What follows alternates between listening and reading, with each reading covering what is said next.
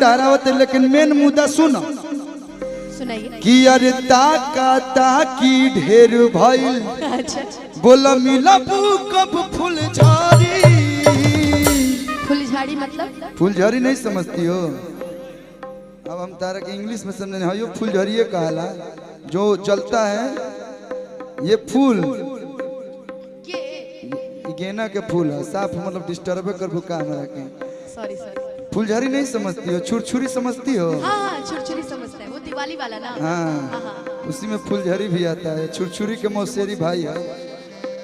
कि बोला मिला कब फुलझड़ी,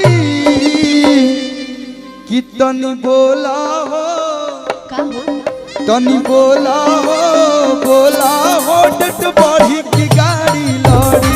तनी बोला हो डट बढ़ी की गाड़ी लड़ी। हर ताका ताकी ढेर भई, हर ताका ताकी ढेर भई। बोला मिला कब फुलझड़ी।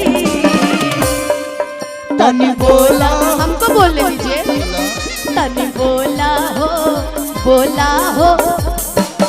हाथ इतना ठंडा का है, बुझा तो बर्फ में से आई लोग के हाथ। ये देखो हाथ टच करो। हाँ सच बोल रहे, देखिए हाथ ले भी आपको, हम झूठ तो ना। इधर आइए, देखिए कितना गर्म है। अब क्या हम बोले। अरे वाह, कि तनी बोला हो, है ना अबू अनुपमा जी? इधर भी आई, इधर भी हमारी माताएं बहनें चाची सब बड़ भैया चाचा लोग नहीं हो। कि तनी बोला हो